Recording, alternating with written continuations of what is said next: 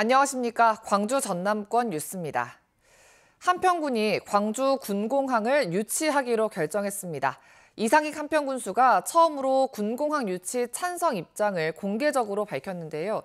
유치 의향서 제출을 위해 주민들의 지지도 호소했습니다. 이에 반대단체들이 당장 걸기대회를 예고해 찬반 논란도 확산할 걸로 보입니다. 유승용 기자입니다.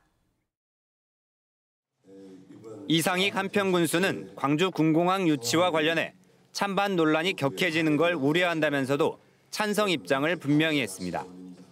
그동안 9차례 주민 설명회 등을 통한 의견 수렴 결과 군공항 유치를 통해 한평 발전의 전기를 마련할 수 있다는 판단을 내렸다고 밝혔습니다. 광주와 통합은 실현되기 어려운 과제라며 선을 그었습니다. 이 군수는 기업도시 건설과 KTX 한평역 신설 등을 통해 인구를 유입시킬 것이라며 지역 발전을 강조했습니다. 대규모 성장 동력 사업들에 대한 논의의 자격이 주어지기 때문에 유치 의향서 제출에 국민 여러분의 현명한 판단을 호소합니다. 전남 기초단체장 가운데 군공항 유치 찬성 입장을 밝힌 건 이 군수가 처음입니다. 한평군은 주민 여론조사를 애초 다음 달에서 8월로 늦췄고 조사 결과에 따라 유치 의향서 제출 여부를 결정하기로 했습니다. 하지만 군공항 반대 대책위가 군청 앞 걸기대회를 예고하는 등 지역 내 찬반 논란은 확산하는 모양새입니다. 여론을 좀 환기시키는 이런 식의 이제 활동이었다면 앞으로는 이제 이렇게 전선이 명확하게 됐다는 생각이 좀 들고, 그래서 저희 반대 대책위에서는 이 적극적인 활동을 군수를 상대로 하는 이 투쟁으로.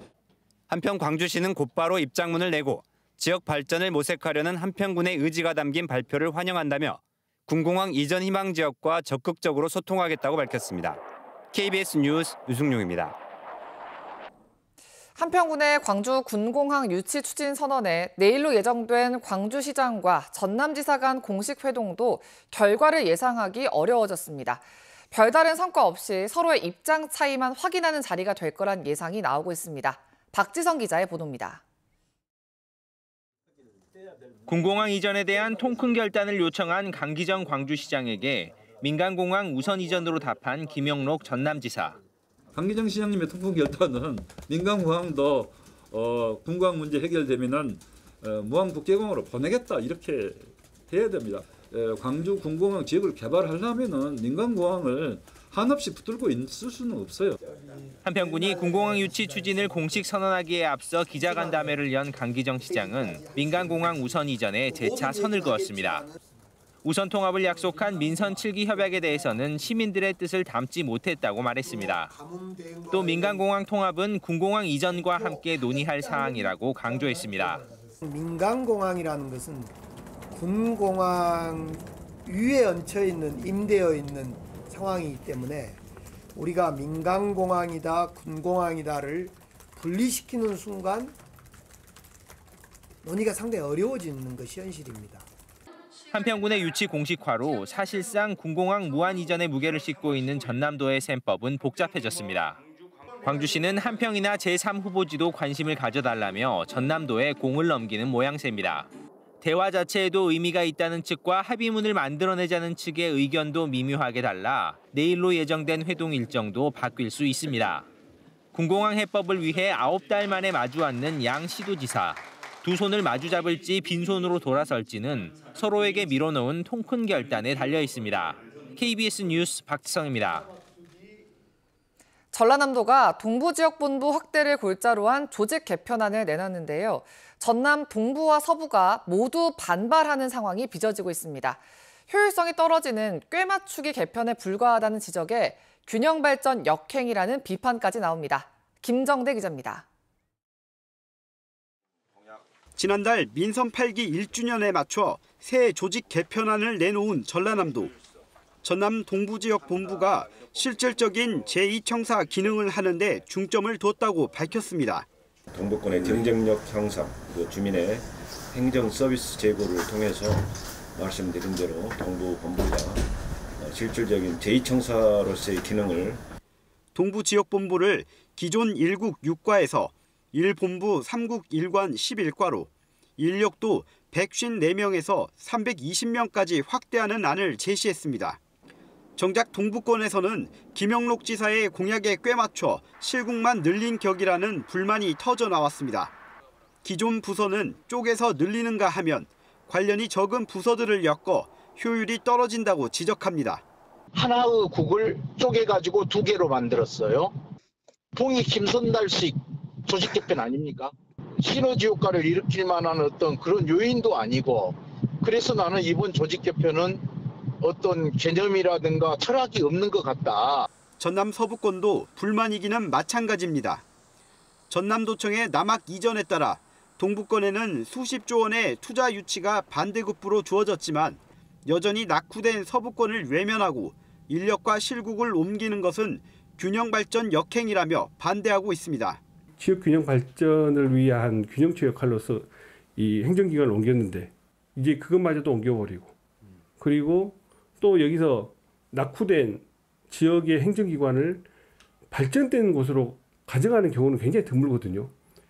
전라남도 조직 개편안을 둘러싸고 지역마다 불만의 목소리가 높아지는 가운데 오는 6월로 예정된 도의회의 최종 심의까지 진통이 예상됩니다. KBS 뉴스 김정대입니다. 광주시 소유 도로를 사업부지에 포함시켜 백화점 신축 확장을 추진 중인 광주 신세계가 도시계획위원회 요구사항에 대한 조치 계획을 내놨습니다. 광주 신세계는 어제 광주시 도시계획위원회에 지구 단위 계획안 동의를 위한 전제 조건 9가지에 대한 조치 계획서를 시에 제출했다고 밝혔습니다.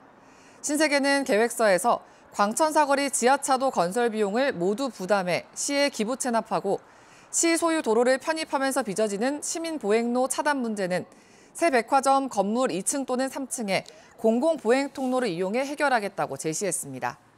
현 백화점 활용 방안에 대해서는 판매 시설로 쓰지 않고 문화 청소년 시설 등 지역민을 위한 시설로 활용하는 방안을 검토하되 구체적인 내용은 광주시 서구청과 협의하겠다고 했습니다. 5.18 부상자회가 5.18 교육관 위탁 운영을 신청했다가 부적합 판정을 받은 것과 관련해 광주시가 재공모를 진행했지만 결국 적합한 기관이 없다고 판단했습니다. 광주시는 최근 5.18 민주화운동 교육관 위탁기관을 다시 공모한 결과 공모에 참여한 단체 2곳이 모두 기준 점수에 미달해 어느 곳도 선정하지 않았다고 밝혔습니다. 재공모에는 1차 공모에서 부적합 판정을 받았던 5.18 부상자회와 5.18 공로자회가 참여한 것으로 알려졌습니다. 5월 정신지키기 범시도민 대책위원회는 5.18 부상자회가 특전사 동지회와 공동선언식을 강행하는 등 5월 정신을 부정하고 있다며 교육관을 운영해서는 안 된다고 주장해왔습니다. 지난 3월부터 총파업을 벌이고 있는 비릴라 카본 코리아 여수공장 사내하청 노동자들이 고공농성에 돌입했습니다. 화학, 섬유, 식품산업노동조합 비릴라 카본 코리아 사내하청지회 최강주 지회장 등 2명은 어제 새벽 4시부터 공장 안에 제품 저장 탱크 위에서 고공농성을 벌이고 있습니다. 사내하청지회는 기자회견을 통해 임금 인상을 요구하며 67일째 총파업을 벌이고 있지만 원청은 철저히 외면하고 있다며 책임 있게 교섭에 임할 것을 촉구했습니다. 이에 대해 사측은 노동부 등의 중재로 성실하게 교섭에 응하고 있고 근무 환경 개선 계획도 노동부에 제출했다며 노조가 조속히 교섭에 복귀하라고 요구했습니다. 진도와 제주도를 잇는 쾌속선의 연간 이용객이 20만 명을 넘어섰습니다. 진도군은 하루 2차례 진도항과 제주항으로 가는 산타모니카호의 탑승객이 지난 1년간 20만 명을 넘었고 3만 8천여 대의 차량을 운송했다고 밝혔습니다. 이 항로에는 3,500톤 규모의 대형 카페리가 취항하고 있으며 1시간 30분에 진도와 제주 추자도 그리고 제주항을 연결해 진도 해상교통과 관광 활성화에 기여했다는 평가를 받고 있습니다. 국내 원숭이 두창 엠폭스 감염 환자 발생 10달 만에 광주 지역에서도 첫 확진자가 나왔습니다. 광주시는 생식기의 반점과 수포 증상이 있는 내국인 환자가 지난 5일 엠폭스에 최종 확진 판정됐다고 어제 밝혔습니다.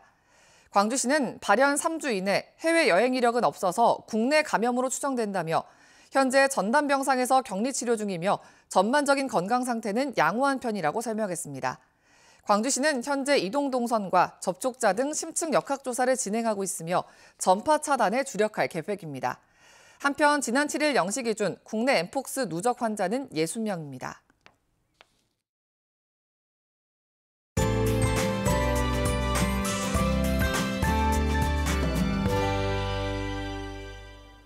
오늘은 어제보다도 일교차가 크게 벌어지겠습니다. 아침 기온은 여전히 평년 기온을 2에서 6도가량 밑돌아 쌀쌀한데요. 낮 동안 따뜻한 서풍이 불고 또 햇볕까지 드러나면서 기온이 쑥 오르겠습니다.